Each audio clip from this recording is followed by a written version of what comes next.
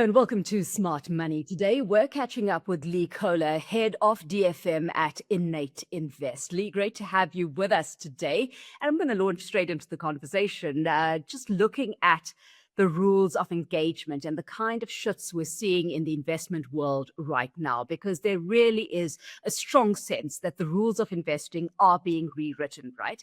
So from your perspective, when it comes to advisors' mindsets and portfolio strategy, what is fundamentally changing in how advisors need to think about managing client portfolios amidst all the uncertainty? Yeah, thanks, Alicia, and thanks for inviting me to have the chat. Absolutely. Look, the world is um, in a state in which many of us haven't sort of witnessed in the past, right? The volatility of markets, the uncertainty around what's going to happen tomorrow, geopolitical risks, etc. I mean, it really is changing the face of how one invests. And to answer your question, I'm actually going to sort of take a step back and sort of take you back to 10, 20 years ago, even, where advisors were managing clients' sort of assets. And one of the big value propositions for a financial advisor back then was, you know what, I can select the funds, the fund managers, and build portfolios for you as a client. Now, the world has moved on so rapidly from that point of view that strategies change, the world change. You need a lot more flexibility to navigate markets today. So the types of asset managers, the fluidity of how one changes those asset managers, when you change asset allocations, are all quite important. So first and foremost, the days of advisors doing it themselves are gone. So in South Africa, we have about 6% of advisors still picking funds. The rest of advisors use a professional partner like a DFM, and we'll chat about DFMs a little bit later. But another big component around sort of the South African landscape and the changing landscape has been, the change in the 45% offshore allowance for retirement funds, Regulation 28, and that changed portfolio construction quite a bit, because all of a sudden, almost half of your portfolio that we create alongside advisors for their clients, are half of it is expected to be in offshore assets, which means that thinking about offshore asset management has changed a lot as well. And where most DFMs have moved nowadays is that there'll be asset managers, they'll select asset managers that specialize in South Africa and South African assets, and then asset managers that specialize in global assets. And those tend to be managers offshore. So your coverage of asset management globally has become quite important, in understanding various strategies, various styles, and blending those together. I spoke about the sort of changing and how markets shift quite quickly. And that's also seen the role of the smaller boutique asset managers coming into play. So no longer can you sort of just invest in a brand that you see at the airport, but we also need to find skillful, nimble asset managers that are able to buy out, sell quickly, and make sort of decisions quite quickly, and more importantly, execute quickly. So that's been quite important. And then diversified sources of return. I think in terms of building portfolios, conventional long only traditional assets, while I think there's many portfolios, the bulk of our portfolios being made up of those assets, there are also room for assets like sort of hedge funds, other alternatives like private markets, etc. So diversified sources of return is something to consider as well. So all of these sort of factors have fundamentally changed the way in which we build portfolios today. And I think the importance of having somebody to partner with a financial advisor during these sort of times are critical. So, Leigh, all of that said, then, where, like you say, markets are becoming increasingly complex with global and local dynamics constantly shifting, how is this now reshaping the expectations advisors have with DFM partners, for example, and impacting the role that they need DFMs to play in supporting their clients? Yeah, look, it's almost critical now. We've seen sort of the latest research out of NMG in about 70% of financial advisors, independent financial advisors, have partnered with a DFM in South Africa, which sort of just shows you, I mean, 10 years ago was far off the case. And now advisors have realized that given the dynamics and the difficulty of managing assets in sort of these volatile climates, a DFM partner is crucial, and I think you use the word partnership, and that's quite important because this is not sort of just outsourcing a function. A DFM is a partner to a financial advisor, and essentially um, uh, increases the value proposition that a advisor provides to their client. So before, the advisor would select funds and build portfolios by themselves, or maybe have one or two other people. Now the value proposition has changed, where they've partnered with a team of between 5 to 20 investment professionals, all focused on managing their clients' assets. So that is crucial, the word partnership. And you see this not only coming through the investment portfolio. So yes, first and foremost, it's important for the DFM to create investment portfolios that are robust, that are able to over relevant time periods achieve the outcomes that clients are looking for from their investments. But DFMs also typically are able to provide almost a practice management role in a advisor's office, professionalizing the advisor's office. Now, I think it's important to note that, I mean, there are many different types of advisors. There are large wealth managers, smaller sort of mom and pop type shops, but professionalizing, understanding, where the pockets of sort of excellence that is required in advisors' offices are quite important. So what DFMs are able to do is through sort of model portfolios or centralized investment propositions that they develop for financial advisors, it really helps create efficiencies in the advisor's practice. It allows advisors to focus on the business of advice, i.e., providing these advice plans, managing outcomes for clients, and then allowing the DFM then to create and look after the investment portfolios. I mean, we've seen regulation coming through, like TCF, COFI, etc. And what these regulations are trying to do is to professionalize it and upskill the financial advisory industry. And DFMs, by their very nature, focuses on reducing the risk and compliance risk within advisors' practices. It standardizes the investment process. So all of a sudden, if an advisor has sort of 100 to 500 clients with various risk profiles, what tended to happen is that each client over time would have a different portfolio. But what a DFM sort of in the model portfolio sort of range does is that it allows for advisors to select portfolios for similar clients with similar outcomes. And what that also means is that they get to know and understand the investments, the investment managers.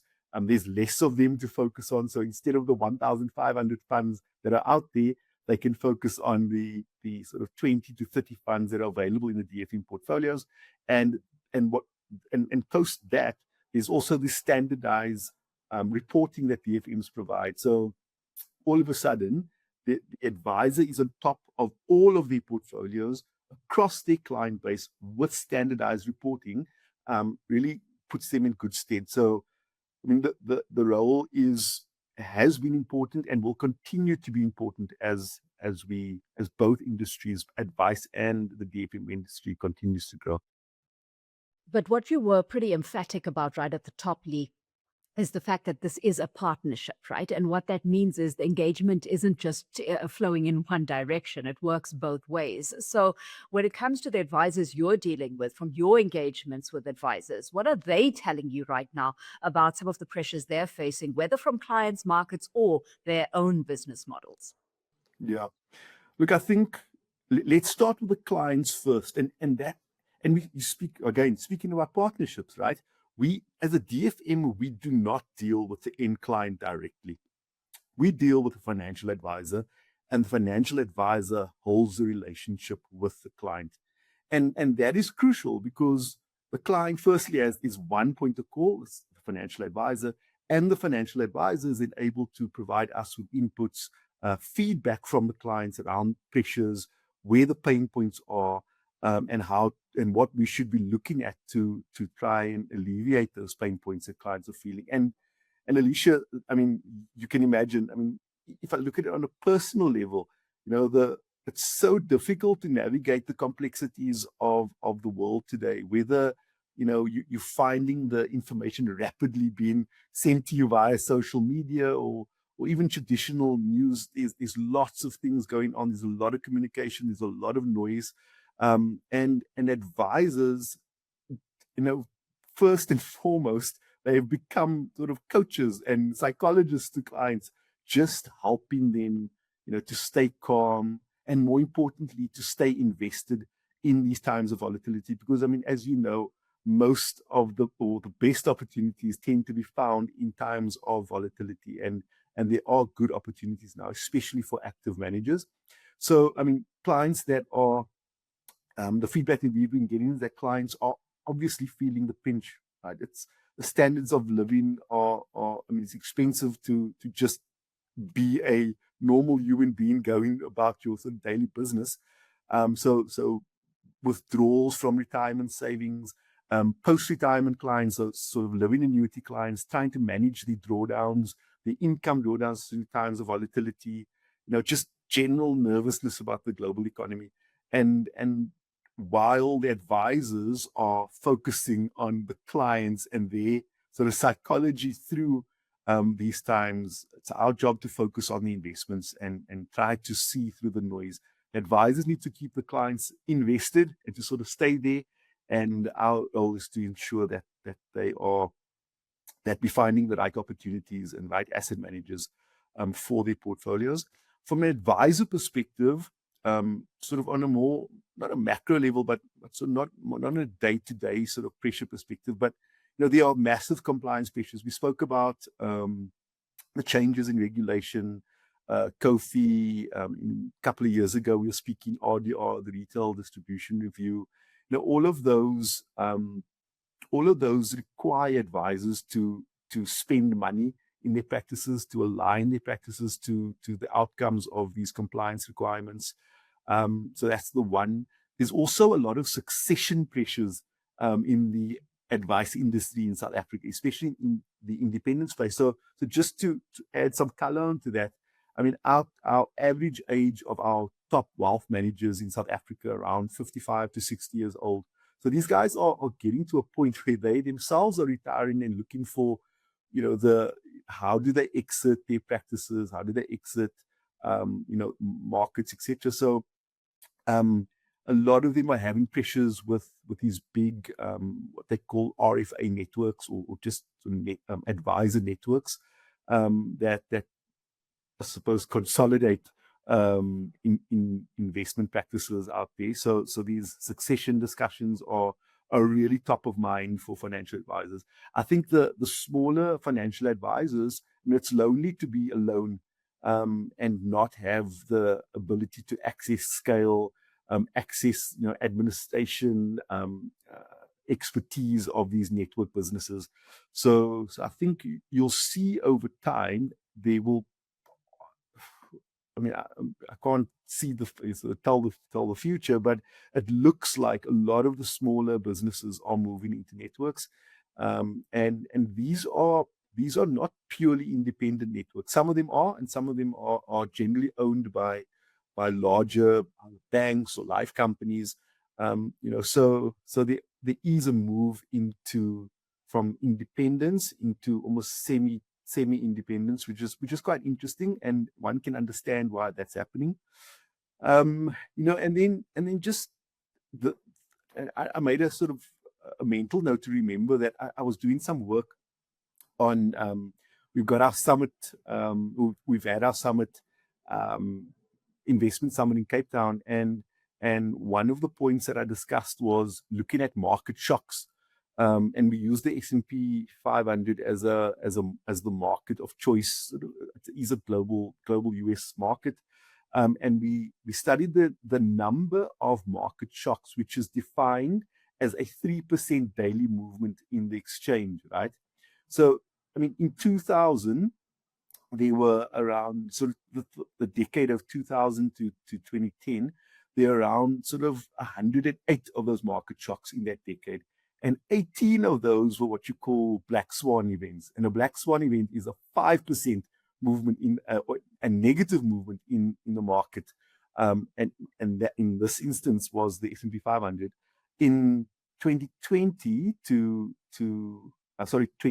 2020, there was sort of there were 46 market shocks, of which 16 were black swan events.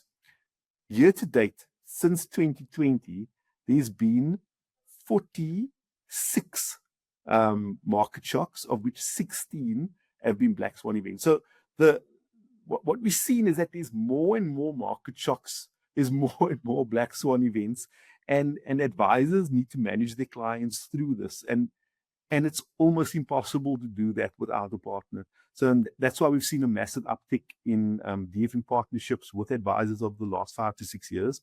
And I think the last information that I read from NMG specifically is that around 70% of IFAs, I think I mentioned that earlier, are now partnered with the DFM. Yeah.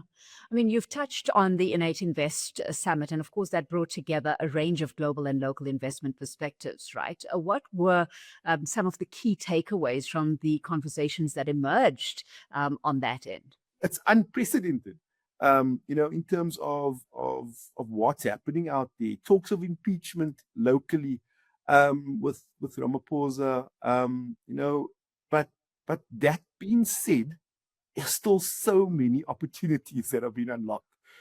So while us, and I always, you have to wear two hats, right? None of us are machines, but I mean, as a normal everyday person as well, you get, I mean, there's a lot of pressure, there's a lot of uncertainty, a lot of nervousness.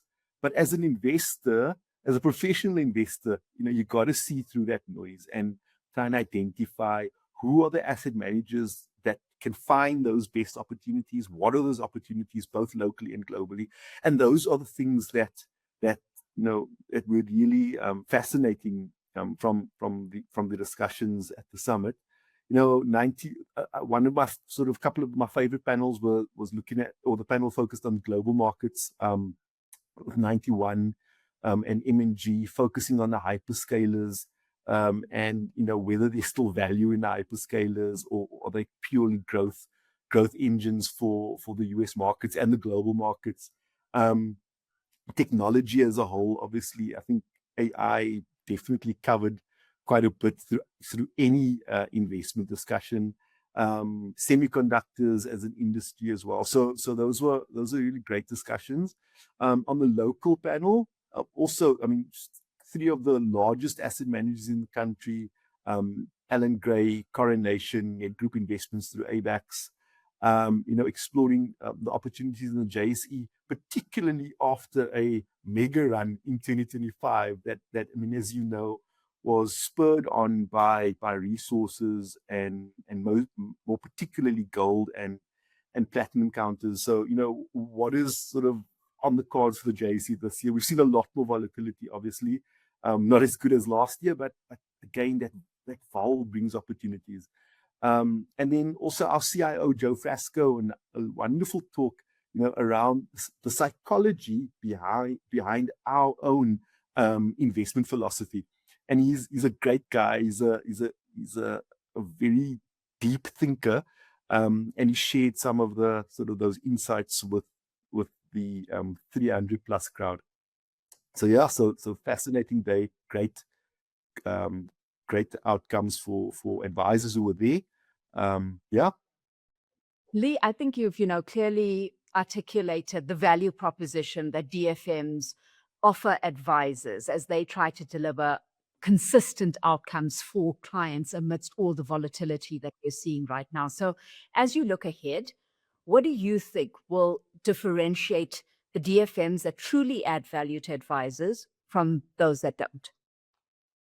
Look, that's a great question, and I think for the audience, it's important to know that. I mean, I'm sure most people listening to this wouldn't have known what a DFM is particularly, right? So just to step back, a DFM is a discretionary fund manager, um, and what DFMs have done for South African investors is almost democratized discretionary investing from only being accessible to sort of the ultra high net worth family office type investor and took it up a level, provided to an advisor practice who then makes it available to all their clients. So you almost have a normal man on the street having access to a managed, professionally managed portfolio. And that's in itself is fantastic, right? So um, we and that's why I think the DFM industry in South Africa has grown so much. So I mean, and the number out there is apparently is around 50 to 60 DFMs in South Africa. In the UK, that number is, I mean, I think it's close to 1,000 DFMs in the UK. I mean, but that's a market that can absorb the number of DFMs in there because the size of the savings market. Ours is not. So it's a big number of DFMs for the number of or for the assets in SA. So you asked sort of about what makes sort of DFM stand out, and especially, and I'll focus on ours relative to the others. I think it's important for any asset manager to conduct a proper due diligence on when they select a DFM. And the first thing is to sort of understand and unpack the investment pedigree, right? So what is the pedigree of investing? For how long? What does the investment team look like? What is their performance track record look like? Interestingly, in South Africa, performance is not the most important factor when selecting a DFM, which is interesting. Relationships are. So typical South Africans, right? Relationships are more important than the outcomes. But we've actually seen that changing quite a bit. On the sort of recent surveys, we've seen that performance is becoming more and more important. And in fact, in the UK, performance is the most important factor. That's sort of it's a more mature DFM market. So I think we're getting there. So you must check the track record. I mean, our business, we run money for 25 years, won numerous awards as a DFM. Which is quite important when one looks at selecting a DFM. And sort of the institutional power is important of a DFM as well. So one of the big roles that a DFM should be able to play is have bulk negotiation power with asset managers to get better fees for their clients, right? And you need assets to do that. And I think, with our institutional background, the size of that has really helped us to etch out the price of what our clients pay for asset management, and that obviously adds to performance. So the ability to sort of use scale is important. And then, we spoke about it before, Alicia, partnerships is crucial. One of the things that differentiates a multi-manager, typical institutional multi-manager, to a DFM is the ability to understand the practices of an advisor and customize the investment offering for that practice. It's not a product push, it's a service offering, it's a partnership. And that is crucial for an advisor to understand, is whether they are getting a partner or whether they're getting a product pusher. And I think, if you can see through those three elements, the pedigree, the power, and the partnership value propositions of DFMs, I think you'll do quite well then to select a good one that's sort of able to offer value in all three of those pillars. So I think that's it. That sums it up quite nicely. So thanks so much for joining us in conversation today. Let's leave it there. Leigh Kohler is head of DFM at INN8 Invest.